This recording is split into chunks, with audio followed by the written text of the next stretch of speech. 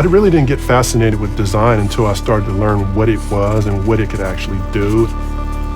I tend to think of design as a natural form of life. You think if a spider creates a web, or a bird develops a nest, or a bee a honeycomb. It's something that allows us to be able to create and develop and innovate things within our own ecosystem of life. I think of design as like a bridge that connects complexity with meaning. Like on one side you have something very complex, could be a technology, could be a system, could be anything. And the other side you have a person. Design is that thin layer that connects complexity to meaning. At its best, design is human. We're not artificially creating something just for the sake of it. That it stems from something that people actually need and want. It's not about, does it have drop shadows? Is it pretty? Is it skeuomorphic? It's more about the connection I have to it. It's not pixels. It's not the nitty-gritty and using Photoshop or whatever tool you want. It's the act of intentionally solving problems. It really takes a monumental step of improvement in order to get somebody to change the way that they're already living their lives. But I think once you've created something that is truly disruptive, that is way different and way better, people will notice it. And it's only a matter of time before a lot of people notice it and start using it. As designers, really all we're doing is reflecting the world. As the world changes, the things that matter changes too.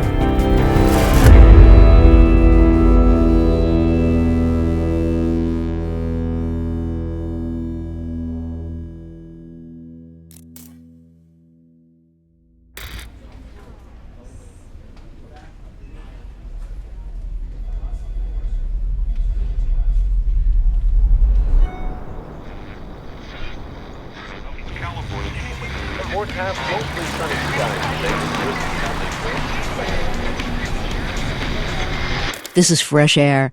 The return of the HBO series Silicon Valley has our linguist Jeff Nunberg thinking about the language techies use, particularly the buzzword disrupt. As is most everything else these days, disrupt and disruptive are ubiquitous in the names of conferences, websites, business school degree programs, business book bestsellers, and companies new and old. It's Clay Christensen's idea of looking at an existing industry and doing it faster, doing it more efficiently, doing it more simply. It's a view that chaos is delicious. It's about looking at a problem from new angles and solving old world problems using new world technologies. That's what created an entry point for disruptive innovations like the Model T Ford, Craigslist Classifieds, Skype, and No Frills Airlines. The word disruption for me is confidence in action. When you see true disruptors, they're people that are fearless. They're people that are not afraid to walk out in front of an audience and say, I do not have the answer, but I am not gonna quit until I find it. So it's the reason why I think people like the kid that has yet to be a founder, in the middle of Bangladesh, and she's thinking about her future. It's the reason why they compete, because this game is a competition, much like sports. Disruption is, I would say, the byproduct of improvisation. When you do something different, when you follow your gut, when you try to zig when everyone else zags, you, by sheer nature of momentum, move in a direction where other people aren't looking and create that what we call a wave of opportunities and a wave of impact and interest in new and different ways that people never thought could exist.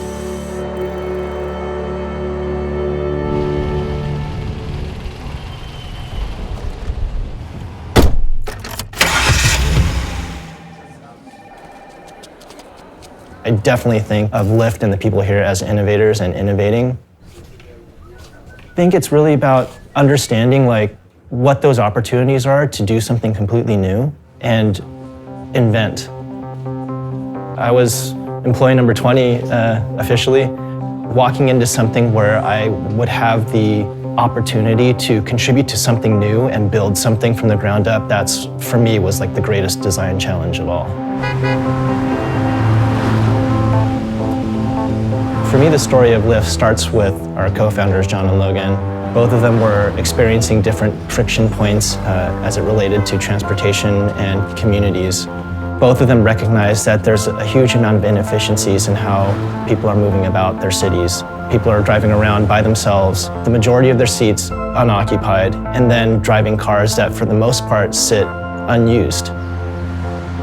To them, I think there was this gigantic opportunity to do something about that. Taxis did solve a human problem in terms of getting people around cities quickly and easily and cost effectively. But the great thing about these other services is that they make the taxi industry look like a human problem. They make people look at taxis and go, wow, why do I put up with this? Why do I put up with having to determine what tip to give somebody at the end of my ride? Why do I put up with something not showing up when it's supposed to show up?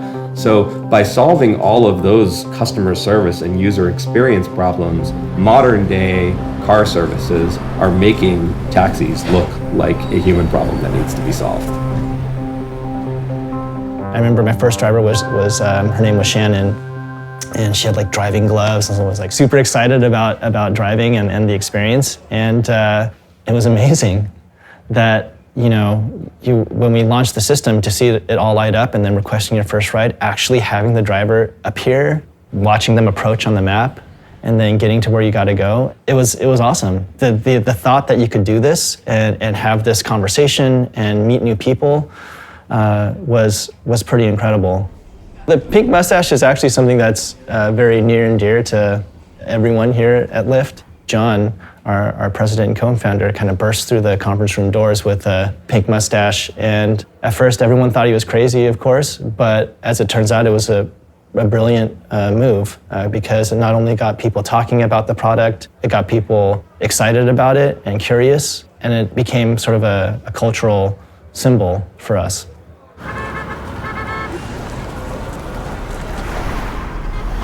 It's really important that we design for both sides of the experience, both for the passenger side and the driver side, because each use case has very distinct challenges. When you're talking about a driver's experience, you have to be mindful of that sort of arm's length usability when they're out and about on the roads, picking passengers up and dropping them off. And so the UI and the experience needs to reflect that. Having people that are focused on that, living, eating, and breathing that experience, that's incredibly important. The same thing should be said about the passenger experience because they are distinct.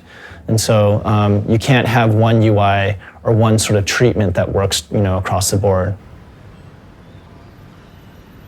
The role of the designer is constantly changing. It changes in relationship to the way business changes and the way technology changes.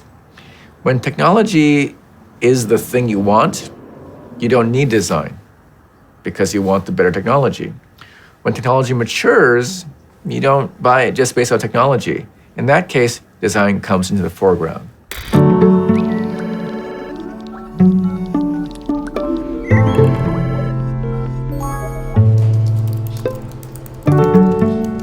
What is product design? It's a big question, and designers come up with lots of terminology that really confuse the answer.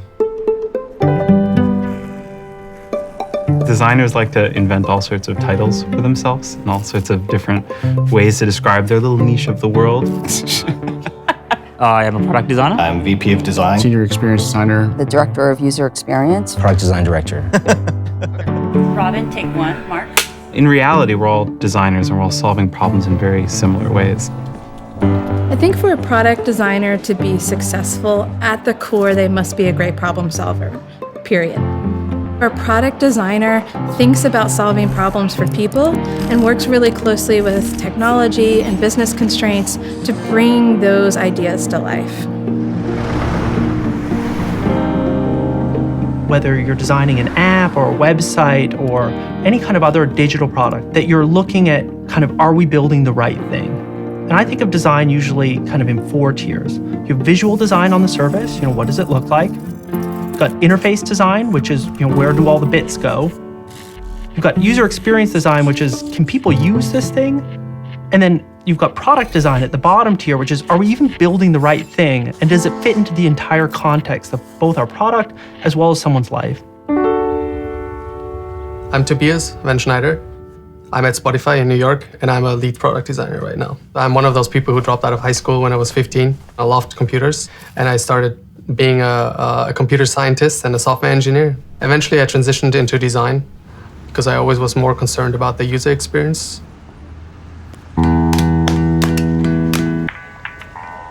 With the digital design or interaction design, you have the loop that you can close. When it comes to print, you put it out and you don't really know what the user thinks of what you did because there is no feedback loop. There's no data that I can collect really. It's much, much harder. With digital, there's always this loop. When I put it out there, the user does something and I get feedback and I can basically react and make it better and improve it.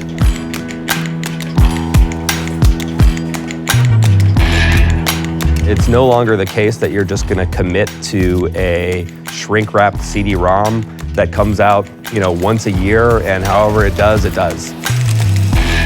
Now that we can release products on a daily basis, update products on a daily basis, whether it's a web product or even a native mobile app, we're now holding ourselves accountable for design decisions that we may have gotten wrong along the way. Let's say we're creating a checkout form at the end of an e-commerce process. But as soon as we release it, maybe we look at the data and we realize that, wow, people in Brazil have a 0% completion rate on this form. Well, why is that? Oh, actually in Brazil, they don't use zip codes the same way we do. And we've made the zip code field required. And so since we have access to that information so quickly after we launch, it's our duty to not only look at it, but remedy all of those little things that we happen to get wrong along the way. And I guarantee you every single designer, no matter how good they are, gets many, many things wrong along the way.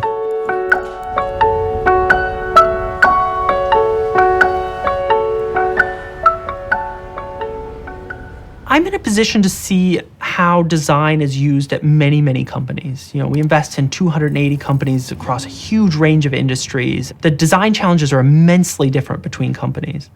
But the one thing that we've seen over and over again is that the greatest power of design within an organization is to find ideas that are floating around all over the company and to take them down from being these amorphous, difficult to understand, difficult to talk about issues and make them into a tangible item that can actually be talked about.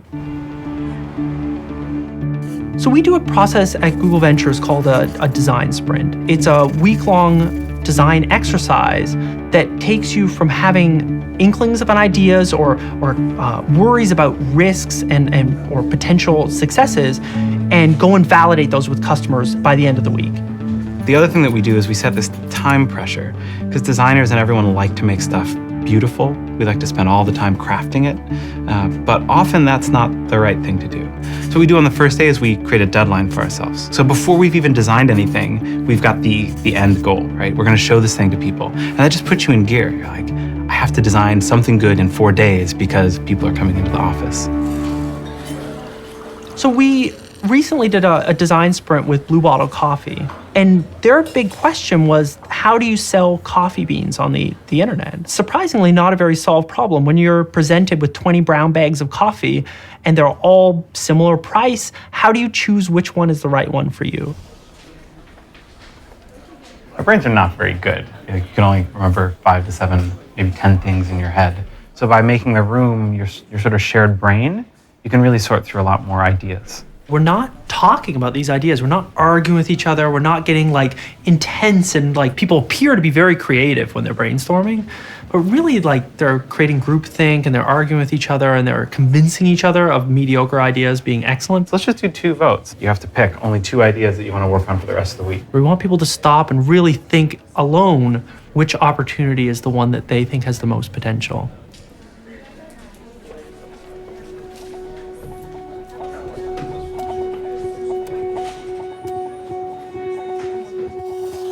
So the distinction between interactive design and digital product design and user experience is all a bit blurry, but when people use the word user experience, it usually means more of how the customer comes through the whole product, all the different touch points that are involved, from maybe in a store to on the web to on your phone. We first started thinking about all of this when humans and machines started working together, right? And that was on assembly lines. Old time motion studies of workers working with their machines and figuring out how to make everything more efficient. Fast forward a bit, the next time we started to really think about design was in aviation. And the government was trying to figure out why were planes crashing? We have these very complex machines and these very skilled operators, and still these planes were crashing. So how can we design that interface to be better and safer? But now, it's so different. Now we're not looking at skilled operators, people who are used to using that interface over and over again, more the general people, like, can you just walk up and use something? Can it feel simple? That's the challenge of interaction design. Every day, people are increasingly feeling more overwhelmed by all the information that they have around them. So simply making your product easier to open or easier to turn on are now opportunities for user experience designers. Like, how could I make this experience more frictionless and save this person some time? Saving time is sexy now, right? 10 years ago, the title of user experience wasn't actually invented yet. As this field has become more mature, we've migrated from this emphasis on the craft and more into the what. Why are we actually doing this? What is the actual output that we want? Forget about how. And so you're having these methods of rapid prototyping and whiteboard it out and call that a design. That's actually okay now, where before it wasn't okay to do that. You had to be a Photoshop ninja. That's not the case anymore. Now it's everyone kind of is a designer as long as they can produce the idea and articulate that for everyone else. Years ago, design was being in a process where product manager or some other person in the company came to a designer to ask how to execute on a given solution, but now designers are actually asked to be part of defining what the solution is from the beginning. So whether it's a product or service, if you get in at that initial meeting and you're there when you're hearing all these business problems that are being brought up, you can hopefully not only get a better understanding of what you're trying to solve for, but see the future down the road. So if you're designing for something, you can not future-proof it. I don't necessarily like that phrase because I don't think anything is future-proof, but you can design with the idea of having a roadmap in mind.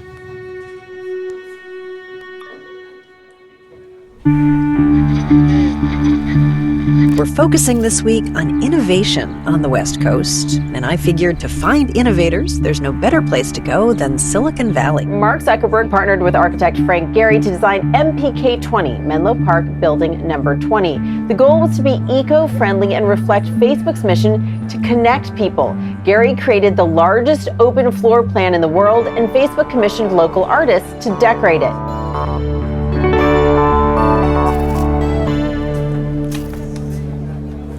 So as you can see, it's all kind of open, very tied to the way we design our product. This is my desk. This is Julie Zhu. When we think about designing products, we're trying to tap into things that are natural and to like and share things, to give affirmation. These are things that existed well before Facebook did. The pixels that were sweated in creating those buttons is really important, but their creation and being is more about how we think about how people connect and less about how a button looks. I think the biggest challenge is understanding how to design less and less for myself and more for people who are different from me. Because when I joined Facebook, I was just fresh out of college. And so in a lot of ways, all of us who were working at Facebook, we were just designing the product that we wanted to use with our friends who were all of the similar age and background. And soon, my parents were joining and my grandparents were joining and people in Brazil and India and all of the world were joining. And it became harder and harder for me to think of myself as the average user at Facebook. There's no such thing as an average user at Facebook anymore. As designers, the decisions we make, we like to think shape the future, but actually I think it's that we're proposing alternate futures and people actually decide whether that's going to stick or not.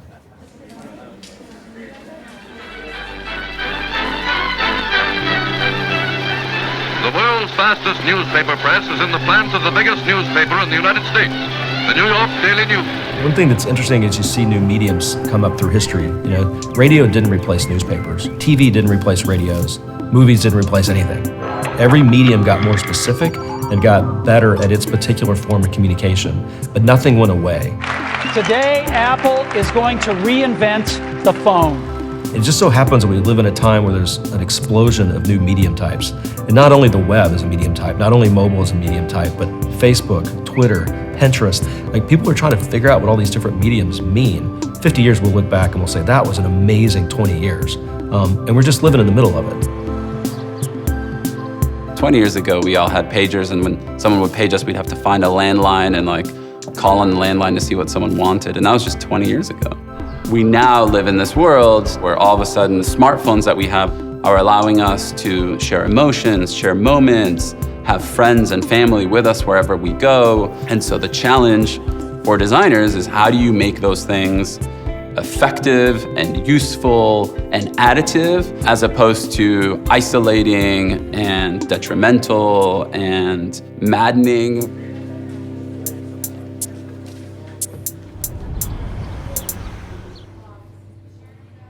Product design is important right now because it's the gateway to the wealth of information unlocked by the internet.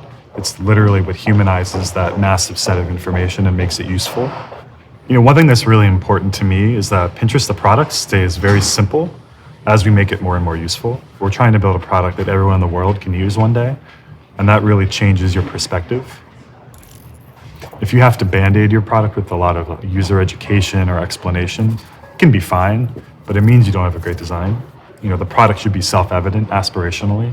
It's really inspiring to me in the software world that, a couple people working a few more hours can really make the whole experience better for everyone in the world without any extra costs. There's no such thing as a luxury software design product, right? Great design, if it's a free product, is free for everyone.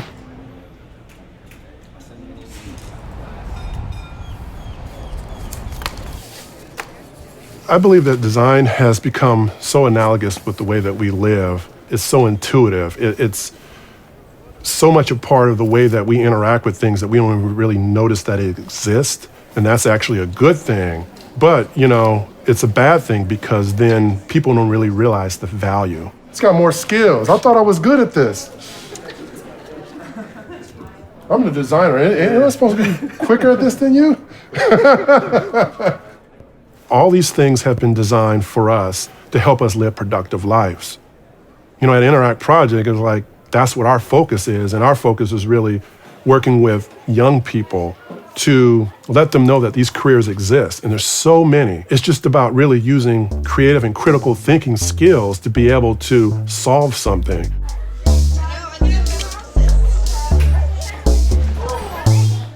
First got interested in computers because of the Commodore PET, but it was pretty underpowered. Really was text-based, and text was graphics at the time. But when the Apple II came out, you could make things in color. I was really fascinated with illustration, and I discovered PaintShop Pro and then moved on to Photoshop, pirated of course at the time, because I wanted to just draw and use the different tools to create art. The one moment where it really took off, or kind of was like a turning point, was watching Jurassic Park. So I was like a little kid, I was like 13, 14, in the theater looking at these giant dinosaurs and starting to think like, well, how did they do that? How did they make that? Technology and sort of an intimate relationship with making software or taking apart hardware or any of these things has always been a part of my experience. I didn't quite know what design was, but I knew computers and art came together to make that. I didn't know what design was. No one had ever told me. I grew up on the south side of Chicago, and I didn't have someone walk into my art classroom and say, you, son, can be a designer. But what I did have was people who were extremely creative. My mother's a great example of that. She leveraged what we had in our home to create opportunities for us to dream and believe in ourselves. One day I was at Texas Instruments as a summer intern, engineering intern, and one of the admin assistants said to me, "Oh, you're pretty good at design. You should be a designer." I said, "What's that?" I started design at a really early age, in fact, high school. I purposely took graphic design in summer school. It's where I first learned how to work with old school ways of design, graphic design, right? Ruby Lith, paste ups. I shot my own film and developed it, did screen printing, all the stuff that was even pre-computer. The first time I really started getting paid to do design was when I was a starving musician. And I ended up doing flyers and demo album covers for other bands. For me, that was a great way of making the transition between fun design and being paid to do it, which really sort of changed the way I thought about design as an industry, as a career, as a tool. It made a big difference. Art and design are completely different. Design is about making solutions. Art is about making questions. So in art, you can make something that doesn't make any sense, which is okay. In design, you have to make sense.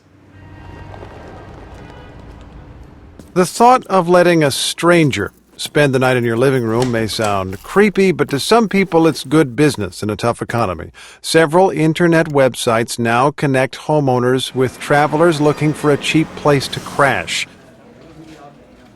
I was in Silicon Valley looking for a new job, and I met the Airbnb founders, and two of them were designers, and I just thought, I'll learn more about product and building great products sitting next to two designers in an apartment than I will, being a product manager at a bigger company. So I joined as a third engineer. It was 3 founders, 3 engineers. And over the last 5 years, I've just completely opened my mind to what design's about.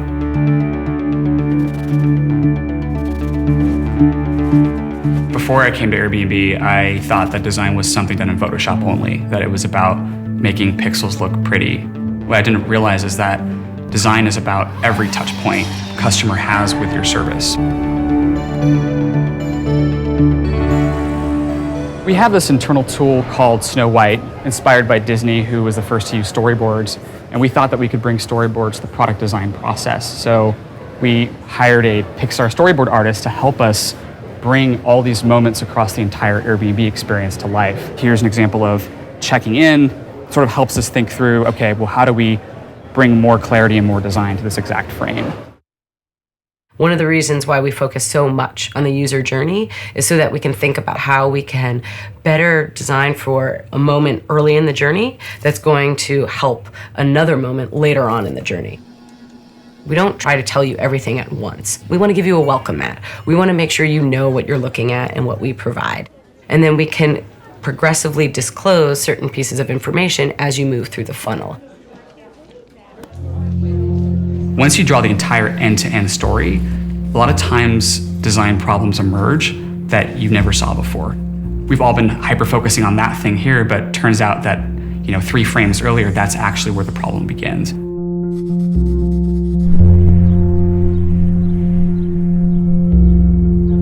I think what makes great design is design that's transparent, design that you're not thinking about, design that simply works, that gets out of the way, design that's not full of itself. I think the best design is completely invisible. You don't even notice it. You just go about using whatever product it is that you're using and you enjoy it and you don't even think about it. It's not that good design's completely invisible. I think that it makes you feel a certain way. I think sometimes we see design and we actually like seeing it. We're using these apps because they're beautiful, because they have great illustration or great colors, or they have this emotional connection, but we're not necessarily conscious of it. I'm not convinced that differentiation can really happen by having an aesthetically pleasing device, because within seconds, they're commoditized. Within seconds, someone else came up with a beautiful device. It's really at the system level. How does the device and how does the design fit into a grander system of the user's sort of relationship with technology? So you can have a beautiful Fitbit, which is awesome, and it's very well designed for everyday use. I can wear it all day, but it needs to fit within my entire health system for it to be something I love and something I really want to use every single day.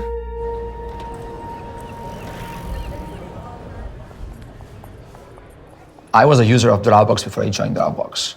The first time I dropped a file into that folder and that little circle started to sync, and then there was a point in the check mark. It's like, what just happened here? And then I opened it on my iPhone and there was the same file. It had synced. It was simple, it was very clear, it just blew my mind. Dropbox, when they started, Drew and Arash came to pitch us on this idea of file sync and storage. At that time, there were already 15 or 20 different file storage solutions that were out in market. But Drew and Roush had a very crisp and precise vision around the end-user computing model of the future, syncing files across your devices so that you had access to them no matter what device you were accessing from. Obvious is not something that is easy to come by. Obvious is the result of a process and a result of a lot of iteration in the design process to get to a place where something just works. It just simply is obvious. And so to do it for Dropbox, it was really about understanding what the user was trying to do in the first place. You know, we put files into folders and we understand that model, we understand the relationship of those two things. So if we want to then put something into the cloud, why not just do it via putting it into a folder that is automatically synced with the cloud? Why learn a whole new way of putting something in a place? People already had folders before, and they use folders. And we only did something that they were using before. They took a strong design philosophy to their approach. This wasn't just about solving the core file compression technology and the really hard problems of pushing files across multiple different operating systems. They wanted to bury all of that complexity but expose just a very simple UI to the end user where they could find their files simply, and more importantly, they could trust that their files were on every device that they were going to access them from. It's now widely recognized that great experiences will benefit businesses at the end of the day. Technology is so much better than it was even 5 years ago that just technology and stitching together some use cases is not going to cut it. We put cars on the map because there has to be some level of precision in the context of something that feels familiar. You can innovate and try things that are pretty out there, but at the end of the day, you kind of have to come back to things that are also familiar and help build that sense of confidence and trust. If we can nail this concept of reliability and helping people get over the social hurdles of ride sharing with humanizing drivers, for example, you start to then begin to break down those walls.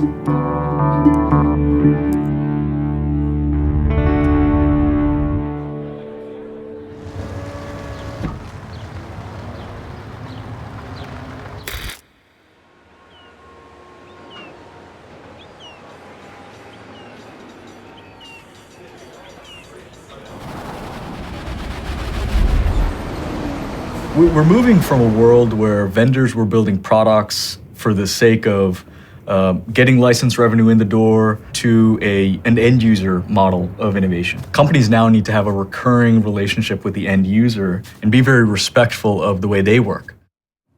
Back in 2008, when I started at MailChimp, I focused a lot on the language and trying to imbue the app with our personality. And there's one page in particular that was a really important one to me, and that was after you've designed an email and you've sent it, that's a stressful experience.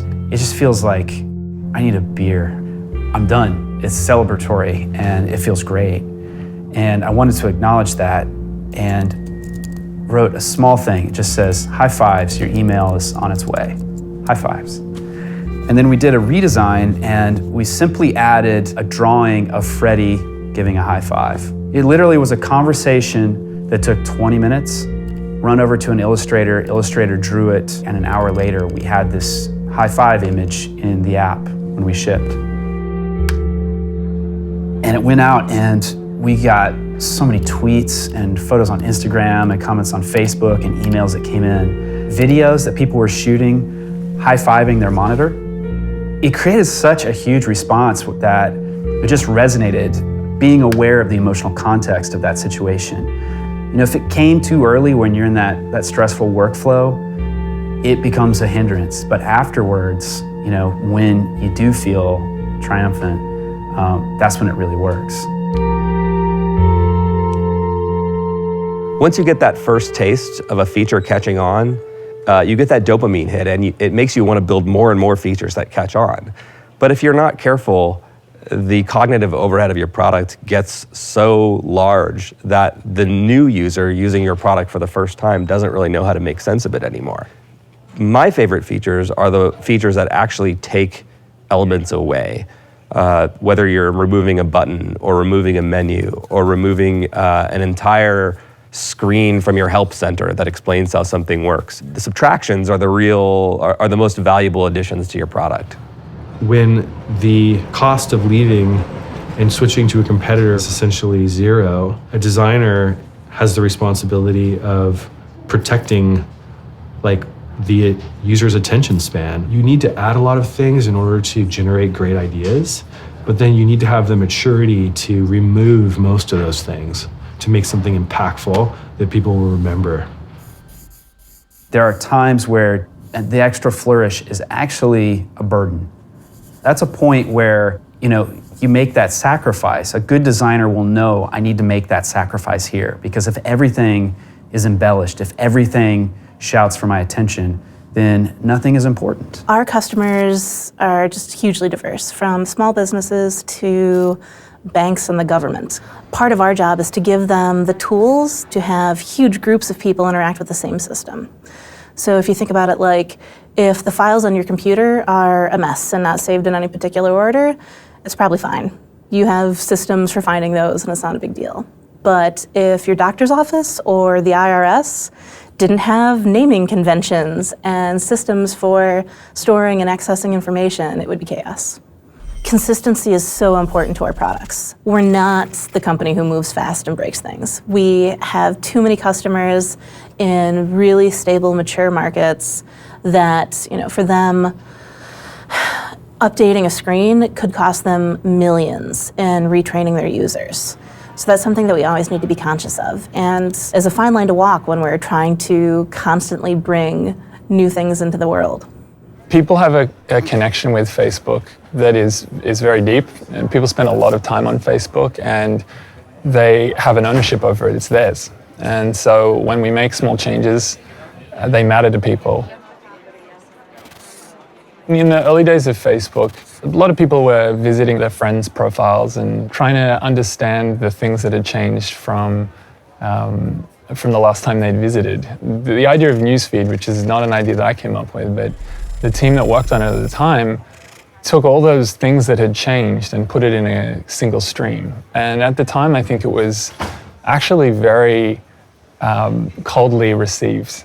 And over time, it became something that is by far our most successful feature and really the backbone of the experience that people have on Facebook.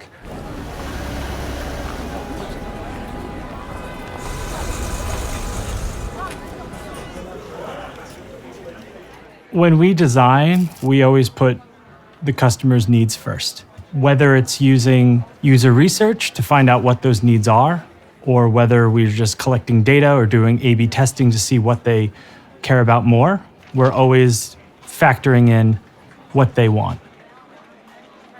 Eventbrite's created a platform where people can do things that they were just never able to do before. I like to joke that our core competitor was actually like a spreadsheet and email and telephone calls, and then scale that out to 200 or 2,000, like it's a nightmare. And so I think that for that reason, people were just like, thank God Eventbrite. I think that always asking why, over and over and over again really gets to the base of what it is that you're trying to do. And it's like from there that you can start to actually really solve the real problem.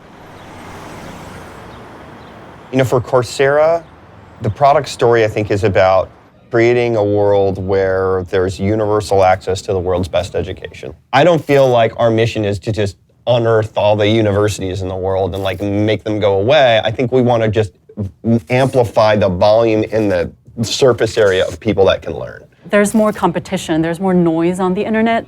There's so many products that in order to really stand out from the competition, the product needs to be simple and it needs to be attractive and it needs to really convey the essence of what it's trying to deliver to consumers. I tell the team here, get through as many ideas as you can and do ideas that are silly that you won't be able to ship, but you have to just go into that part of your head and scoop that idea out because something cool could come out of it later in another way. There's not a magic design genie that when everyone leaves at night, we go rub and the great ideas pop out. We have to grind through bad ideas just like engineers or product managers do. The fail fast to succeed sooner, right? Failure's okay. You have to tell designers Not all your ideas, especially not your first ideas, are going to be great. You know, we talk about disruption in the software world, in the app world, in the product world, and everyone thinks they invented it. It's like kids who think they invented cursing. We didn't invent it. It's been around a long time. Apple is the poster child, but in the grand scheme of things, they're a new disruptor. In December 1947, a new technology is born, something called the transistor. Because of the transistor, it will very easily be possible for people to have in their home computers and communications all over the country for very low cost. There have been periods of time where technology has changed in such a way that design is able to almost piggyback on it or partner with it. Mid-century designers, Charles and Ray Ames, they were able to create disruptive design because they were able to take advantage of advancements in plastics and polymers and things that didn't exist, 5 years earlier. People are able to be disruptive currently with the internet and mobile technology and things like that.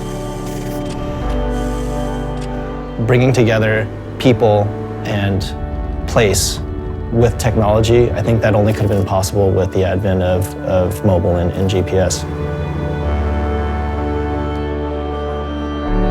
Blockbuster expected to file bankruptcy any moment now. Sharing economy is extending into business trips.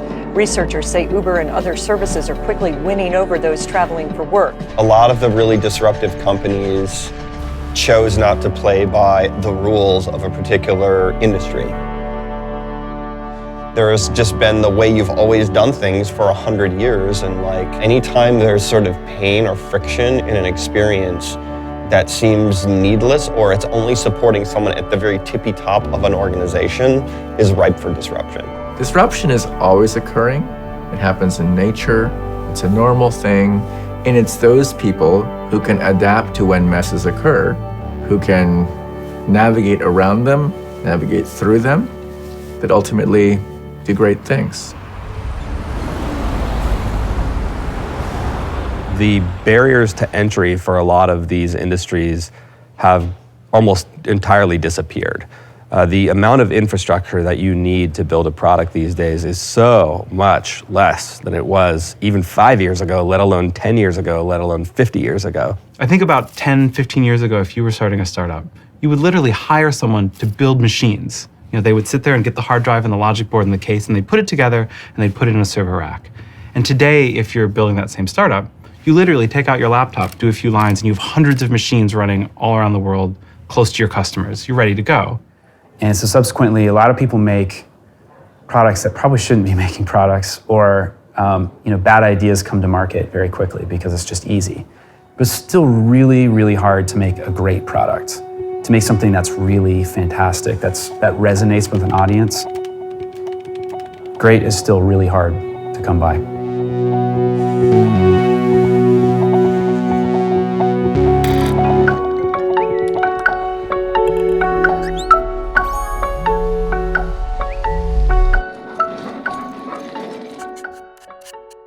So what we're going to draw now is actually 4 potential solutions to some of the big challenges that we put on the Post-it notes. And so it's usually user sees something, they do something, and then the system reacts in some way. And so people are going to think more holistically about how a user might move through the system to solve the problem that we're trying to solve.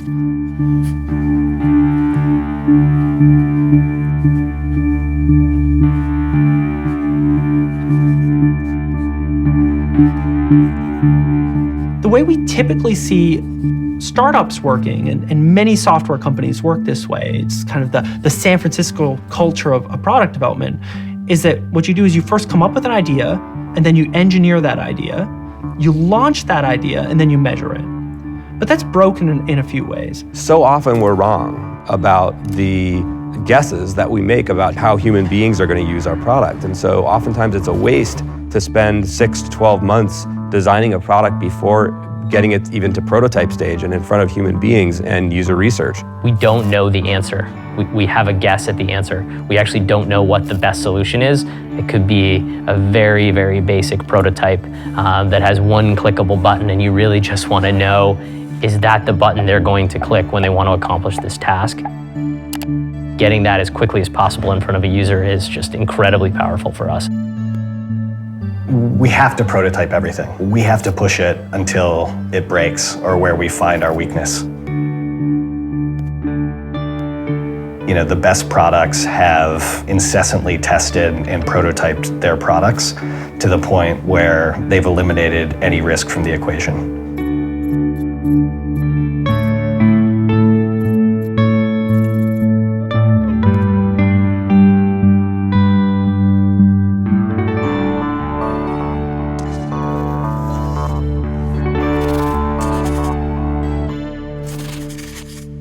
At this point, we have all these sketches and we have to put them into a storyboard form. It'll look like the New York Times open on the person's screen. The article is like 4 roasters you should know about. We're going to start at this level of fidelity, and then when we're prototyping, we want to raise it up to the level where it suspends disbelief. So when the user's looking at it, they just think it's a website. So here we're testing out this theory that people can choose coffee by choosing how they make coffee. When they click, we need to do some sort of loading animation-y, fakey thing and make it look like we filtered down the coffees, even though it's, again, all just sleight of hand.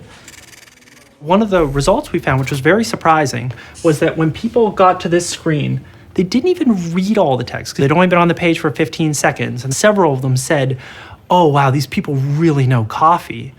And our researcher looked at them and was like, oh, what makes you say that? And they're like, oh, I mean, look at how well they've described it. And you're like, wow, like they didn't even read it, but the fact that it was there was very influential in terms of how much they trusted this brand of coffee. On the Friday, we brought in users for a user study. We ran them through the prototype, and we found out that 5 out of 5 customers, when they were presented with this interface, immediately intuited how to choose coffee.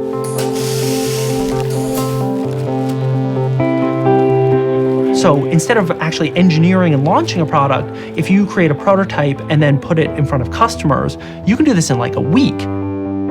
Now you can be much more confident that the idea that you came up with is the right idea.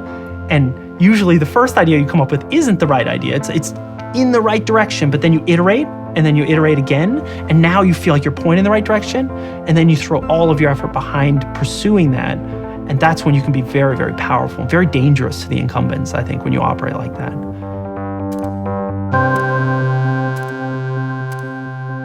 Do you know the story of the pike and the minnow? There's an aquarium with a pike swimming around in it, and if you drop a minnow, it'll just like eat up the minnow. But if you put those minnows in a bottle, a glass bottle, and lower the bottle into the aquarium, the pike can't see the glass, so it'll try to eat the minnows, but just smack off the glass. It'll try again and again, and after a couple hours, it thinks, I guess minnows aren't things that I can eat. But then after it's learned that if you remove the glass and you set the minnows free, they'll just float right by the pike's face. He's learned that he can't eat a minnow anymore, but there's a tasty meal right there for him. And that's kind of like how the markets change, right? We just get used to stuff. We get used to the thermostat on our wall being shitty. We get used to it being hard to get around our city. It takes a special kind of business and a special kind of designer, honestly, to keep pushing at those things. So we'll know when something as subtly has changed about our environment and a new thing is possible. We're currently in a market where anyone can create an app or anyone can create the next big thing. A one-person development team can create the next big game app that a 500-person studio couldn't even imagine. And competition is good ultimately. Like, you don't want that huge monolithic company to be kind of that slow to adopt. And that was kind of Google for a while too, where they were kind of this big company and people were kind of ragging on them, but now they're hitting on all strides because they have a lot of competition surrounding them. And I think they're probably doing their best design that they've done in a long time.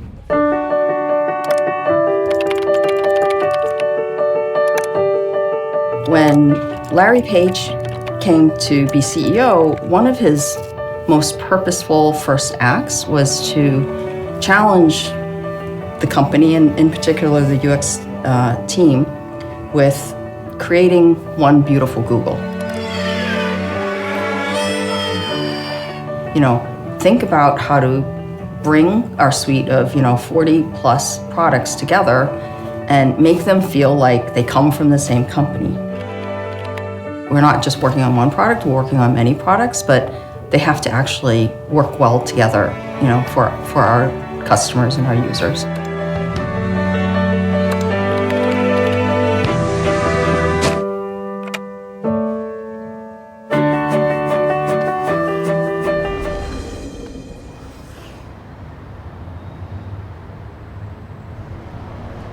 Salesforce is a company that was started by a guy named Mark Benioff. The idea was really for him, how do you take an experience like an Amazon.com and apply that to the enterprise space? So the idea is that you can log into this website and you always have the most current version of your enterprise software. A third of the human condition is work. Every day we spend at least 8 hours doing stuff, managing files, accessing information, and tracking processes. We feel this is an extremely important place for great UX. People spend, a couple minutes a day hailing a taxi, and there's so much talent devoted to that problem. We're excited to bring great experience to people trying to get their work done every day. When I come in the morning to do whatever it is I have to do at work, I didn't magically put on my I need crappy software hat. I want great stuff, and in fact, I want better stuff when I'm at work than I want when I'm at home. I have more time and more patience when I'm at home than I do when I'm at work. Our premise is that why can't we do work and have an experience that puts a smile on your face that feels like the experience you have with consumer software? I think with the introduction of the iPhone, kind of everything changed. The entire landscape changed.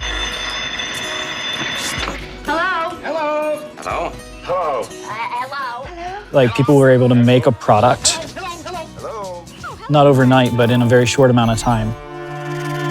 And there's a really strong visual language, and there's a really strong UX language, and a lot of people learned that way. A lot of people learned, Apple had great guidelines for how to do these things.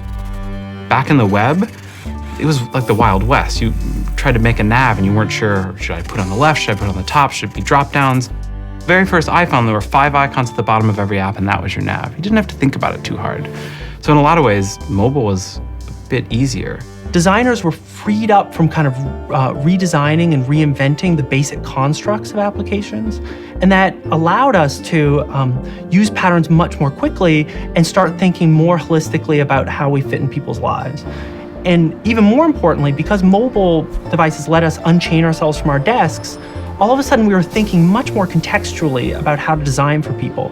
Oh, my user's probably on the bus trying to read the news. They're bouncing around and trying to focus on this thing. They've only got about 10 minutes between where they got on the bus and where they're gonna get off the bus. And now we started designing in much more rich ways that took humans and their normal environment into context a lot more clearly. At the same time, I think mobile also limited our abilities a lot. You're on this tiny little screen, it doesn't give us a large canvas to design on. And in a lot of ways, designers thrive on constraints. And mobile was this brand new, wonderful constraint. And I think it really let designers, and as well as product people, the CEOs, the entrepreneurs, really focus what they were trying to do and then execute on that limited vision in a much richer way. I think the way that we look at success here, it really goes back to, I think, the way that we design here, which really is problem focused. So we look at, okay, what are the problems that our users are having? And if we fix that problem, then that's success. I think things like responsive web really made us consider, oh shit, how do we go from possibly a 1920 screen down to the world's tiniest Samsung Android device that you have to support? I think that there's vast differences between designing for 10 foot and designing for a 10-inch experience. If it's in my hand, if it's my phone or my tablet, it's very personal to me. Phones are something that are often right next to people, and they're almost a representation of who they are as a person. So designing for that versus 10 foot is much more of a social experience. So I might be watching with friends and family. So ways that we can make the decision process easier on selecting a title. Those are things that we need to think about when we're designing for a larger format like a TV.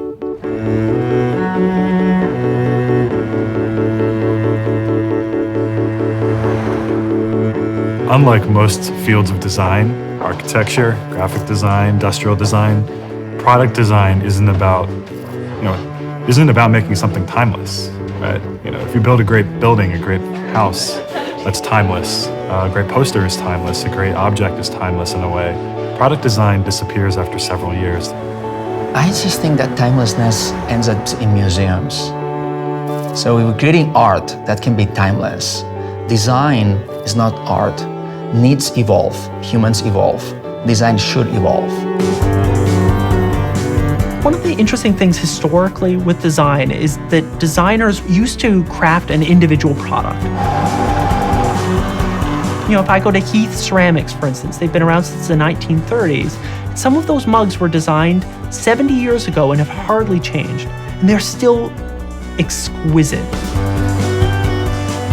But in the digital era, we've gotten beyond this idea of thinking about individual unchangeable objects. So instead of trying to craft this perfect aesthetic or get the typography just perfect, what instead we're doing is we're trying to build excellent systems that are extremely adaptable. I build it today, and then I watch how you use it, and then I build it even better tomorrow, and then I watch how you use that. All of a sudden, mobile phones come on the scene, and people change their habits and expect things to work differently. Well, that's fine. I'll change the product entirely. I love this idea of this long-term relationship with the design problem. You get to see all of its nuances, learn from it over time and try it over and over again as it changes. I love that. I love that there's this sort of body of knowledge unique to that problem space, and that you can really treat the product as a living organism, sort of continue to revisit it and nurture it.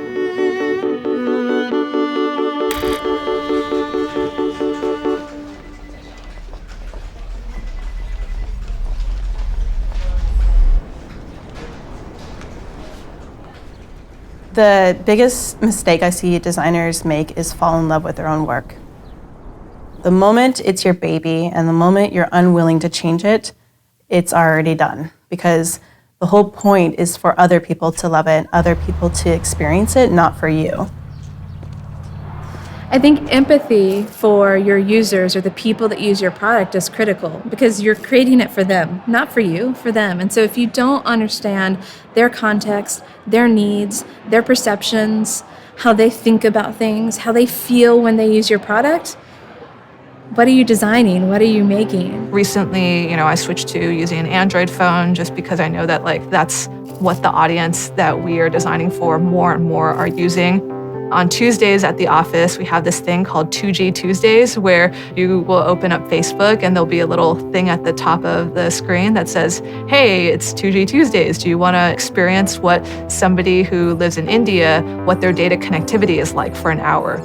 It's painful, and it helps us understand where the shortcomings of our product are for people in these markets that aren't using the latest and greatest devices with the fastest Wi-Fi.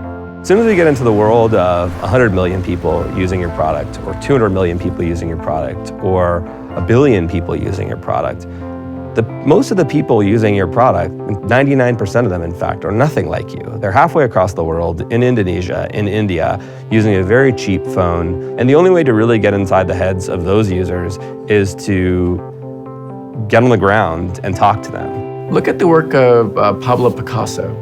I mean, if he didn't go to Africa, would he be doing that stuff? No. It's because he realized the importance of being exposed to other cultures. If you look at the world of work of Frank Lloyd Wright, if he didn't go to Japan, he would never design in that way. And so great designers, great creatives have always known that they have to find different people to be with, to be uncomfortable. So diversity is vital. It is the opportunity in tech right now. Silicon Valley is a place that operates on data, hard facts and numbers. Reports from Google, Yahoo, LinkedIn, and more all show a tech industry with demographics that are way out of whack with the nation and tech consumers. This has been something that we've been thinking about for a very long time. Everybody coming together as a unified front about what can we do to actually make a dent in diversity in design. An article came out in the New York Times a couple of weeks ago. It was called, "Has Diversity Lost Its Meaning?" I want to start with you, Kimberly. So, in your opinion, has diversity lost its meaning? It's still very real to me in terms of what I see on the landscape when I look around me. It's been interesting to see how companies have really latched on to kind of the diversity train now. And everyone's hiring, diversity, a VP of diversity or a lead of diversity. And it's quite interesting in the couple of years that this has happened. Because the numbers are not changing. So, so I'm really wondering, like what are these people doing on a day-to-day basis? And can I get one of those jobs? Because I work very hard. And so is it just me, or does it feel like design is left out of the conversation in technology and innovation? In a lot of ways, it's because we've bifurcated creativity and design. So creativity is what you do when you're disenfranchised or you're poor. Well, it's very creative, kid. But in order to be a designer, you have to be an elitist or have a certain accent or go to a certain, school or look a certain way. And to me, I think we've taken away the ability to point out natural, behaviors that are design behaviors. So that's how I view it. The world is diverse. So if we're not thinking about diversity, then we're not thinking about people. If we're not thinking about people, then we're not designers. We're makers of stuff. So there's a saying that we used to use at Nike, that all of us are smarter than one of us. And so if all of us means that there's someone who represents this group, that group, that group, that group, we're gonna attack the problem in a unique way. And we're gonna show up completely different than our competitors. The biggest challenges designers are facing right now is the fact that they're designing a lot of things that are new, that have not been done before, in organizations that are evolving and changing, for audiences that are evolving and changing. And so there's a lot of ambiguity and a lot of moving parts to keep in mind. You're also being asked to do more and more beyond design, thinking about, is this a good thing for the world? So there's like design ethics that a lot of people talk about now, thinking strategically about how your design affects the business of the company that you're within. And this is actually something which we designers still struggle, is because deep in our heart, a lot of designers are also artists. Maybe they're failed artists, and that's why they ended up in design. So we are very, very emotional, and we don't really, we're not that much on the side of, business objectives and business requirements. When it comes to being a good designer or being good design, you have to be interested in the business aspects as well as a designer. There's certainly a popular and sort of business press dialogue about design-led or design-driven companies. And I actually believe that the most impactful ones pass through or sort of sidestep that arc, right? Where they're not actually about design, it's just that design is embedded. We arrive at a place where it feels more like oxygen.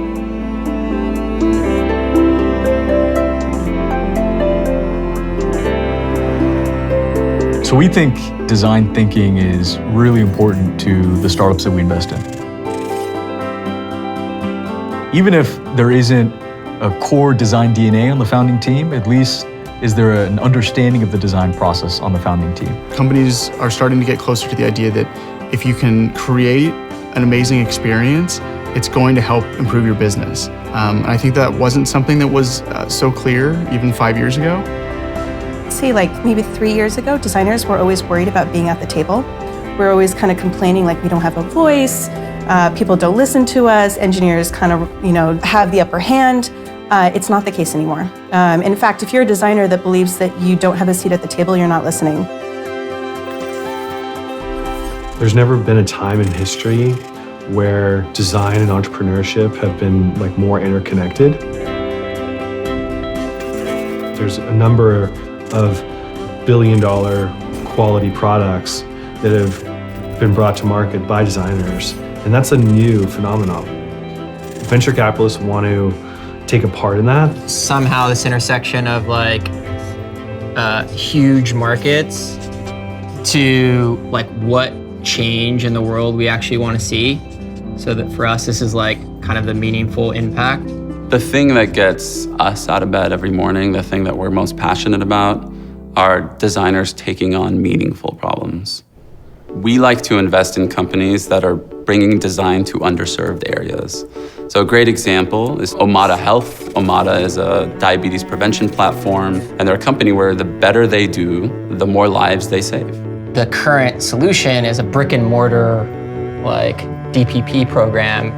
There is literally no software that exists for that particular program. Now that we realize the importance of design, with companies like Apple to Tesla to Facebook, people are listening. People are willing to support more design innovation, willing to invest in it. Now it's like, we gotta show the results. 5, 10, 15 years ago, entrepreneurs that we were seeing were targeting a lot of the same industries, but trying to reimagine those industries. So, hey, I'm building the next gen logistics software business, or I'm building the next gen CRM business. Now, not a day or a week goes by that we don't see some new startup in some crazy part of the economy that we've never touched before. Data-driven farming and agriculture. You look at the rise of the drone and robotic space. These are things that have literally just sprung up in the last 2 to 3 to 4 years and are targeting parts of the economy that literally haven't been touched in the past century. We're just scratching the surface right now. If you walked into a hospital and asked doctors like, hey, are you delighted by the electronic medical records software that you use? If you talk to teachers and say, hey, are you stoked by the educational software that you use? The vast majority are not still excited by the stuff that they have. And so there's still a long way for us to go. And then beyond that, right, there's all the new technology that's coming out, whether that be virtual reality or all these other experiences. I think, 5, 10 years down the line, sure, but there's still a huge opportunity for us as designers right now. I'm excited to see the future because the climate and the timing is right, and the issues that people want to solve, they have the tools now to do it in a free and efficient and scalable way. And so we're going to see a generation of social entrepreneurs who create benefit corps that have double bottom line return and shake up the world in terms of how they serve their consumer. I think really looking outward is the best thing that designers and anybody involved in product development can do. Understanding that the world and how the world is changing and how the world's response to new technologies are changing, and not getting too comfortable with any perceived success in any one area, because it'll change tomorrow and there will be another better version of whatever you thought you successfully did. There will be. So I think it's super important for us as designers and researchers to understand what people want. The questions now aren't, can we build it? Because more and more we can, yes, the answer is yes, we can build anything. The question is, what will make us happy? What will make us fulfilled? What is the future that we want to build together?